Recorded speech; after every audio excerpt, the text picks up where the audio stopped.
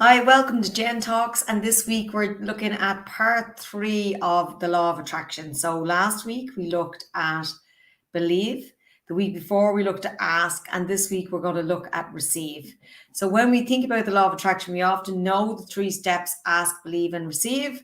The following 3 weeks I'm also going to add 3 more steps which I believe are integral to the success of you manifesting using the law of attraction. So when we think about receiving, we all think we're really good at receiving what it is that we want. But here's a question I'd like you to think about. How good are you at actually receiving in your life?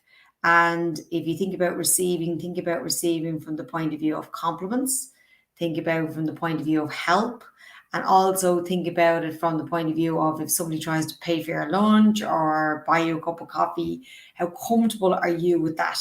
Because when we're uncomfortable with receiving, it's very difficult for us to give out the energy that receiving needs. So if your answer to that question is that you're not really that good at it, the first thing I want you to do is to start practicing. Start practicing allowing yourself to receive compliments. So when somebody compliments you on your hair or your clothes, I don't want to hear you saying, oh, €3 and pennies. I want you to say thank you and really take on board that compliment. And if you struggle with that, a really easy way to help you is to either return the compliment or to say, thank you, this is my favorite dress because I got it for half price, or I really love these trainers because they're so comfortable. Finish the compliment, the sentence off. It prevents that echo of like, oh my God, I feel so big-headed now. I've just said thank you to a compliment. Accepting help is a huge one. And accepting help is not just about when somebody says, I'm going to, help you move house. It's also about asking for help. So calling in help and allowing other people to help you is a huge part of receiving. It's the one I struggle with the most myself. So I get it that that's what we struggle with. Asking for help is a very vulnerable place to be, because when people say no to us, we're like, right, that's it. I'm never asking for help again. So always when you ask for help, be prepared for a no. People have permission to say either yes or no. So be prepared for a no so that you don't personalize the fact that they say no. And, we get very caught up in that, oh, well, I'm never going to help them again because they won't help me. If you're the kind of person that is a helper and likes to help because you want to help, not because somebody else is either going to say yes to you further down the line or not. So never lower your standards to meet the standards that you're complaining about. So you do you, keep doing you, but do it because you want to do it, and not because somebody is going to return the favor for you. And then when you do ask for help, you don't personalize it. Maybe people can help you, maybe they can't. And if they can't help you today, when can they help you? Give people plenty of notice as well. I'm brutal for asking people for help without enough notice, and then I take it personally, maybe that they can't help me because I've asked them to help me move house tonight rather than in a week's time where you need a bit more notice. So think about what you're bringing to the table when you ask for help. When people offer help, say yes, thank you, that would be great, because none of us are lone wolves. We all need each other. We are built and designed to be collective energy. So call in your tribe, call in your people. Then the last one then is when somebody goes to offer you a cup of tea or coffee or pay for your lunch or your bus fare. Allow them the joy of helping you. Because when I offer to pay for somebody's lunch or their cup of tea or coffee, I do it because I want to. I really want to treat that person, or maybe give them their bus fare or whatever it might be. So when I say no to that person, I'm really depriving them of that joy. So remember that giving and receiving is two sides of the same coin. If you want to be able to give, you have to be able to receive. And if you want to be able to receive, you have to be able to give. It goes hand in hand. The other part about receiving, when it comes to the law of attraction in particular, is the energy vibration that you're on.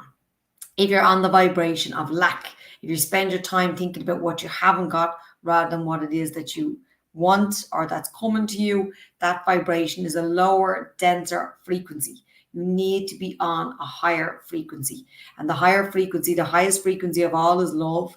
After that, we have gratitude. Gratitude is a really easy one to I suppose emit, because all you have to do is dip in and think about something that you feel really genuinely grateful for. So the act of gratitude is a really powerful one. Joy, happiness, kindness, they're all up there, and nobody's expected to be on that vibration all day, every day. So here's the thing I'd like you to take out of this talk is just tune in to the energy frequency that you're giving out. Be aware, because you cannot change it unless you're aware. And if you notice that it's a little bit low, just correct it. Just say, what can I do to raise my vibration? So if I'm on, like, in rate your vibration on a scale of 1 to 10, say if you're anything below 5, in your own opinion, if you're feeling a little bit low, you're in the denser frequencies. And of course, we all go into them from time to time. And sometimes we need to be in there. So it's not about being in the higher frequencies all of the time, but it's about noticing your energy when it drops. When it's below 5, say, what one thing can I do to raise my frequency by 1? If you get up to a 6, you're on a higher frequency. You put on the 7, it's even higher again. It's not about being up there on the 10 all of the time. Great way to raise your frequency is tapping. There's some tapping videos on the YouTube channel, so look them up. The beginners tapping, and then another EFT session, which is emotional freedom technique. Or what I recommend with my students is to create a happiness list. Have a look at what brings you joy and happiness in life. And when you notice your energy drop, and say, what one thing can I do from this list that can raise my happiness levels, which in turn raises your vibration. So your vibration needs to match the vibration that you had when you asked for the universe to send you what it is you're manifesting. And when we're asking, we're always in a great place because we're thinking about it arriving with us.